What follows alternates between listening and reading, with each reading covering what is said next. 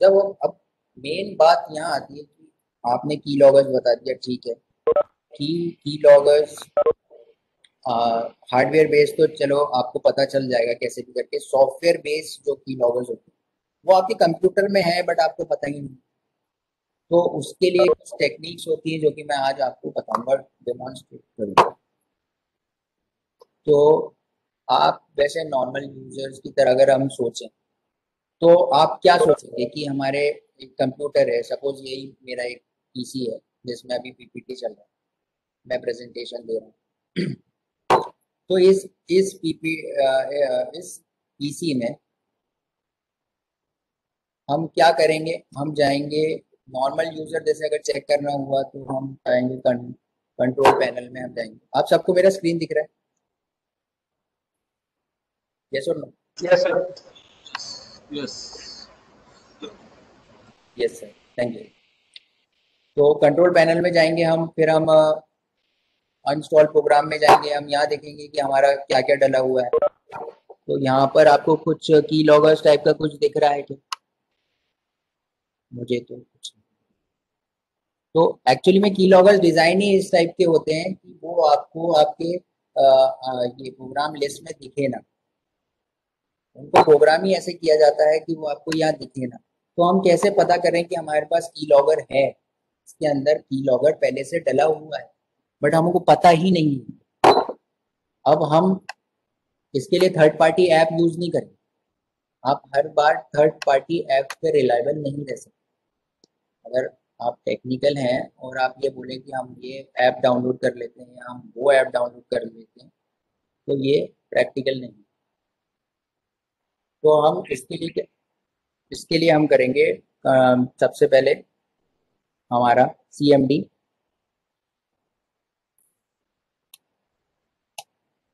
सबसे पहले हम हमारे CMD पे आते हैं। हमारी कमांड प्रॉम्प्ट हमने ओपन कर दिया। आप सबको मेरा स्क्रीन दिख रहा है? आप सबको मेरा स्क्रीन दिख रहा है? Yes. Yes sir. Yes sir. तो हम यहाँ पर टाइप करेंगे नेटसेट स्पेस ए।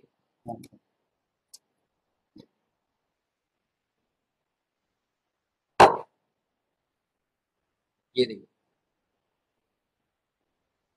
तो ये मैंने कमांड यहाँ पर यूज करी है, नेट स्टेट, NETSTAT, फिर स्पेस एंड देन -ANO।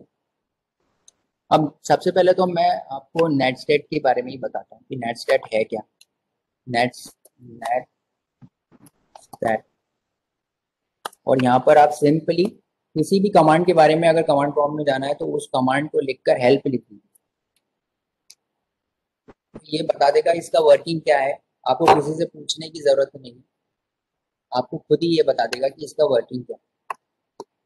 सो नेटस्टैट के साथ आप ये सारी चीज यूज कर सकते हैं, -A, -B, -E, एंड इसके बारे में क्या है, ये क्यों यूज है, display all connections and listing. तो नेटस्टैट आपका आपका जो इंटरनेट यूज हो रहा है, आपके इंटरनेट से क्या क्या चीजें जुड़ी हुई है उसके बारे में एक लिस्ट बताता है।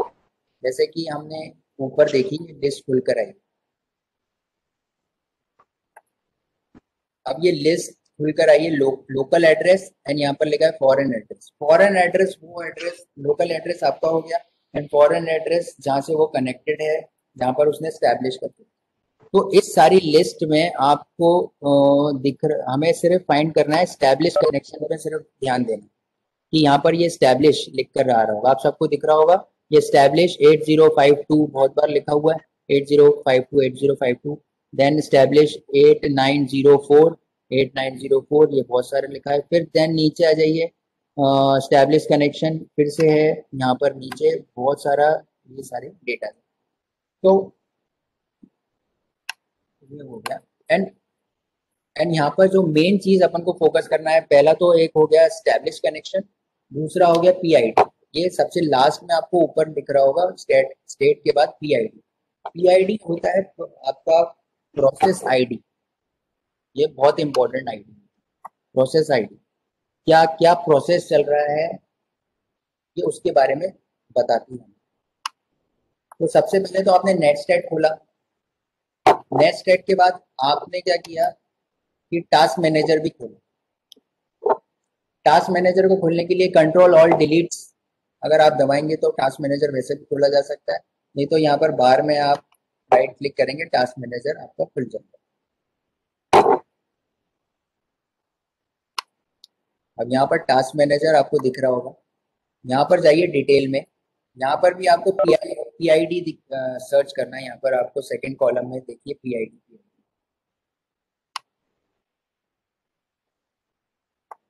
तो अब हम क्या करेंगे, जो स्टैब्लिश कनेक्शन है हमारे बीच में और इंटरनेट के बीच में, कि वो किससे स्टैब्लिश है, यहाँ से पीआईडी उठाएंगे जैसे 8052 और यहाँ मैच करने की कोशिश करेंगे। जैसे ये है, दिख रहा है आप सबको 8052 मुझे मिल गया। अब मैं इसे राइट क्लिक करूंगा एंड मैं इसकी प्रॉपर्टी में जाके चेक करूंगा कि ये कौन सी सर्विस चल रही है। तो ये वेबएक्स की सर्विस चल रही है सर। वेबएक्स से हम जुड़े हुए हैं अभी, तो ऑब्वियसली वेबएक्स की सर्विस है, मतलब ये जेन्युइन है, इसको हम नहीं छेड़ेंगे।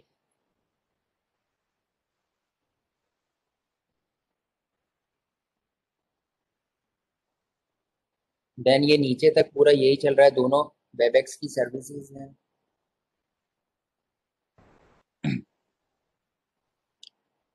दूसरा हम एक और चीज फाइंड करते हैं, 8052 फिर से है 8052 4604। अब एक और चीज हमें फाइंड करना पड़ेगी 4604। एक्चुअली हमें मैच करना रहता है। यहाँ पर हम बेसिकली कर क्या रहे हैं, हम यहाँ पर मैच कर रहे हैं और ये पता कर रहे हैं कि कौन सी सर्विस हमारे इसमें एक्टिव है और ये हमारा डेटा कहाँ पर भेज रही है। Close establish 3204 8440। ये थोड़ा सा टाइम कंज्यूमिंग है, बोरिंग है, बट ये मैन्युअली है। आप खुद चेक कर सकते हो, आपको थर्ड पार्टी एप्स की जरूरत नहीं पड़ेगी। एंड एक बार आप समझ जाएंगे तो बहुत इजी है उसको। तो हम सेकंड पे चेक करते हैं 8052। 8052 कर सर्विस कहाँ चल रही है, 8052 8052।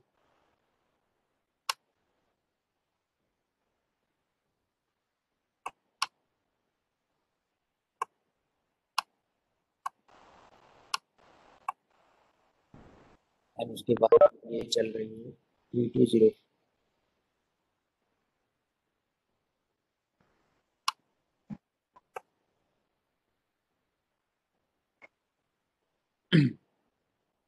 बेसिकली हम यहाँ पर कर ये रहे हैं कि हम डिटेक्ट कर रहे हैं कि हमारी सर्विसेज कौन सी चल रही है एंड वो कितनी रिलायबल है। दूसरी सर्विस ये चल रही है, इसकी प्रॉपर्टी में जाके चेक करते हैं, तो होस्ट है, ये विंडोज की सर्विस चल रही है। ओके, तो ये भी सेफ है, इसे भी बंद कर देते हैं। देन 10320, ये कौन सी 10320, 10320 बहुत बड़ा नंबर है। ये वेबएक्स 10320।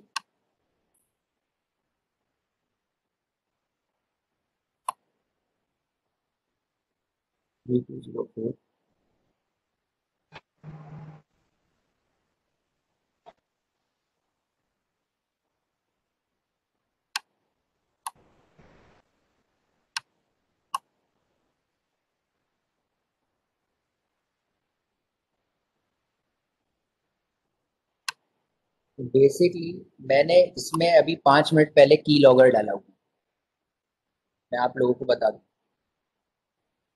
तो मैं उसको ही फाइंड करने की कोशिश कर रहा हूँ कि वो की लॉगर है कहाँ। प्रैक्टिकल बता रहा हूँ आपको, तो इसमें थोड़ा सा टाइम लगेगा।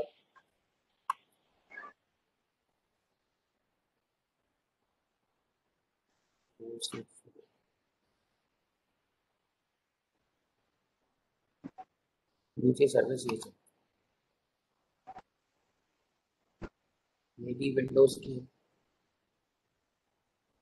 8052।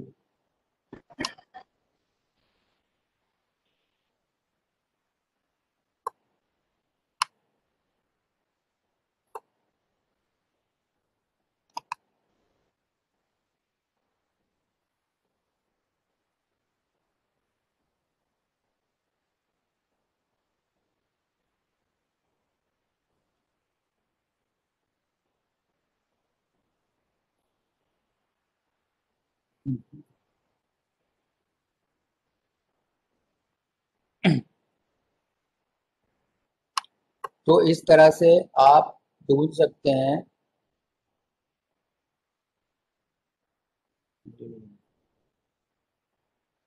मुझे नंबर नहीं मिलते।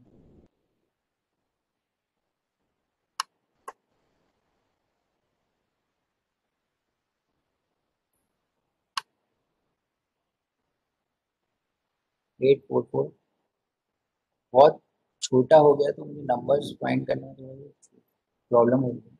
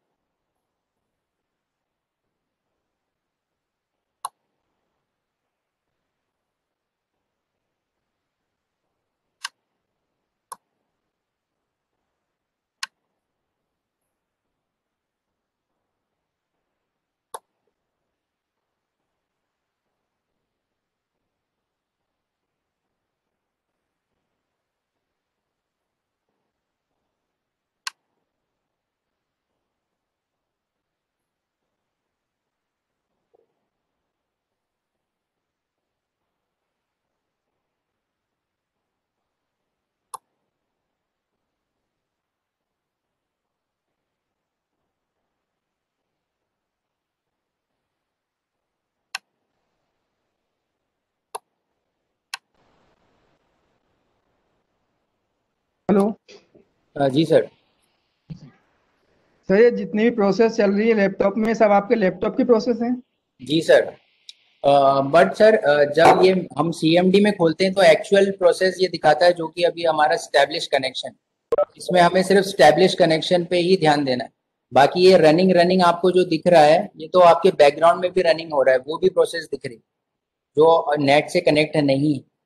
बट जो ये हम नेट स्टेट डालते हैं, इसमें जो नेट के साथ कनेक्शन है, जो आपका डेटा भेजा जा रहा होगा अभी की लॉगर्स के साथ, या की लॉगर आपका जो डेटा भेज रहा होगा, जो भी बाहर से कम्युनिकेट कर रहा है, ये उसके लिए है।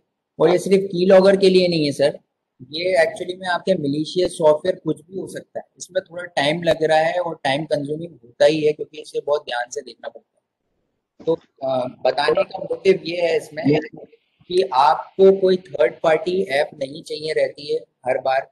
आप ये डालिए स्टैब्लिश कनेक्शन, देखिए एंड उसमें टास्क मैनेजर में जाके डिटेल्स में जाके पीआईडी फाइंड करिए, दोनों पीआईडी को मैच करिए। जी, जी सर। सॉरी आपको इंटरप्ट कर रहा हूँ। जैसे एस्टेब्लिश कनेक्शन जैसे हम चेक करेंगे तो क्या ये एट रैंडम सभी को चेक करना पड़ेगा क्या? आप ये हाँ थोड़ा सर, सा ये यस सर, क्योंकि हम मैन्युअली कर रहे हैं सर, हम खुद कर रहे हैं। अगर हम कोई थर्ड पार्टी या विंडोज की कोई एप्लीकेशन का हम यूज करें, तो वो तो जी आपको जी, सीधे रिजल्ट दे देगी। बट बट आपको मैन्युअली भी चीजें आना चाहिए। ठीक तो ठीक, ये थैंक यू। है ना, तो ये मैन्युअली बेस पे है और इसके लिए अपन को कोई थर्ड पार्टी ऐप नहीं चाहिए। तो ये क्रोम की सर्विसेज ही सबसे ज्यादा दिखा रहा है। एंड 5 मिनट पहले मैंने इसमें एक की लॉगर डाला हुआ है आप लोगों के लिए, बट मैं खुद अभी ढूंढ नहीं पा रहा हूँ। तो कहने का मतलब ये है कि आपको की लॉगर्स ऐसे प्रोसेस्ड रहते हैं कि वो आपको इतनी आसानी से नहीं मिलते। बट एक बार और ट्राई कर लेते हैं। जैसे यहाँ पर मुझे लग रहा है 8440 जो है, शायद से वो लॉगर की सर्विस हो सकती है। तो बेसिकली आप प्रोसेस तो समझ गए होंगे कि आपको क्या करना है।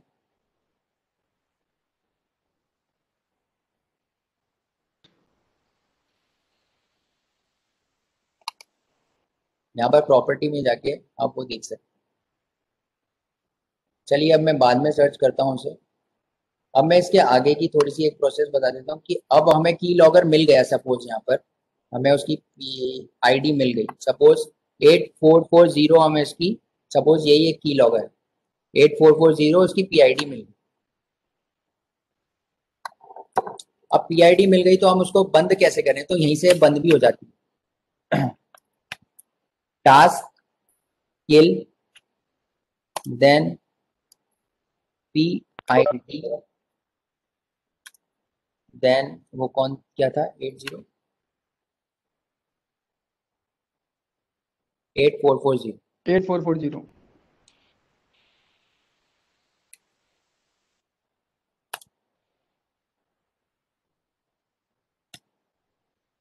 ये देखिए ये मैंने बंद कर दी एज टर्मिनेटेड, इसको टर्मिनेट ही कर दिया यहाँ से। अब ये बंद हो जाएगी ये आईडी। मगर अब मेरे को क्या करना पड़ेगा, टास्क मैनेजर में जाके सपोज मैंने ये मुझे बंद करना है, क्रोम तो बंद नहीं कर सकता, फिलहाल मैं इसको बंद करने की कोशिश करता हूँ। प्रॉपर्टी में जाके ओपन फाइल करके देखना पड़ेगा कि वो इंस्टॉल है कहाँ।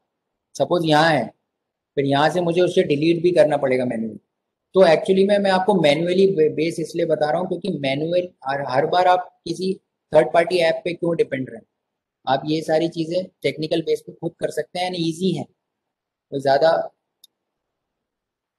वो नहीं। दूसरी चीज़ इसमें थोड़ा सा मैं नेटवर्किंग के बारे में बताऊंगा यहाँ पर। हाँ, यहाँ पर प्रोटो लिखा हुआ है, प्रोटो टीसीपी आईपी लिखा हुआ है। देन यहाँ पर आपको यूडीपी भी बताएगा कि ये यूडीपी क्या है। तो एक्चुअली में टीसीपी आईपी और यूडीपी एक्चुअली में प्रोटोकॉल होते हैं जिसपे हमारा इंटरनेट काम करता है।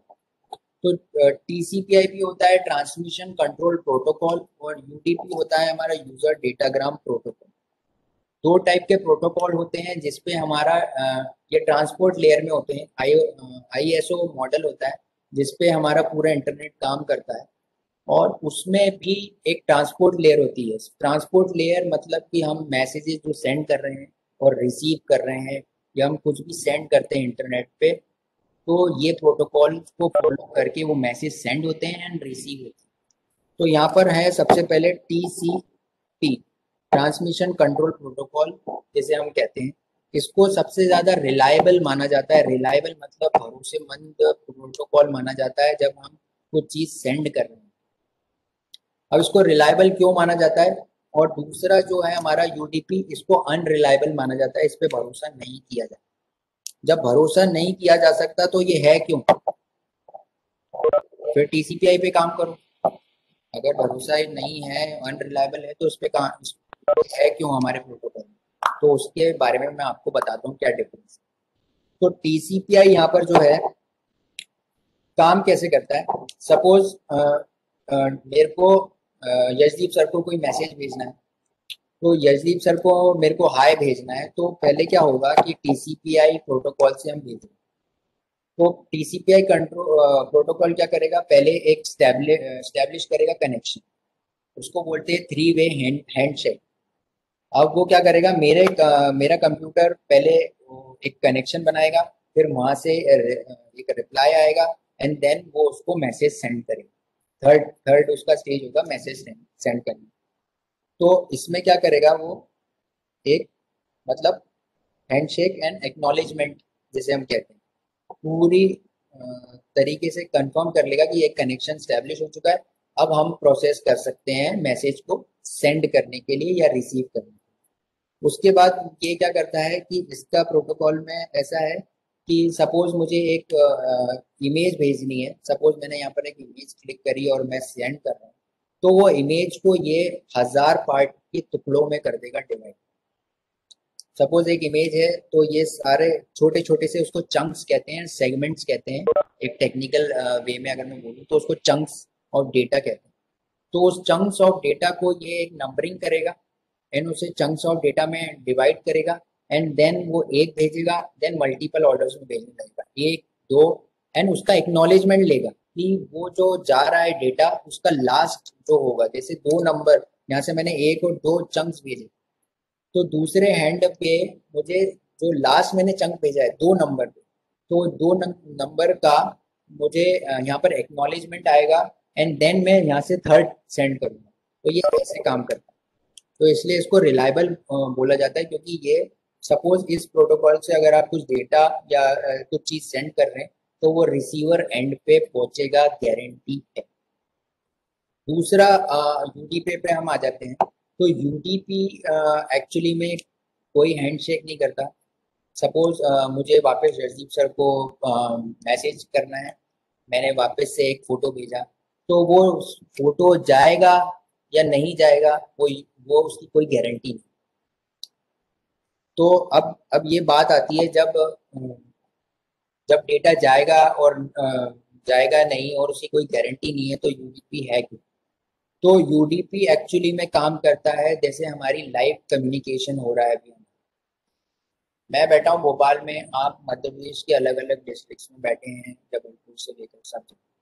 बट अभी क्या है कि अगर इस प्रोटोकॉल पे ये जो कनेक्शन हमारा बना हुआ है लाइव वेबएक्स के, और मेरी जो वॉइस जा रही है ये यूडीपी को यूज करके जा रही है। क्यों जा रही है?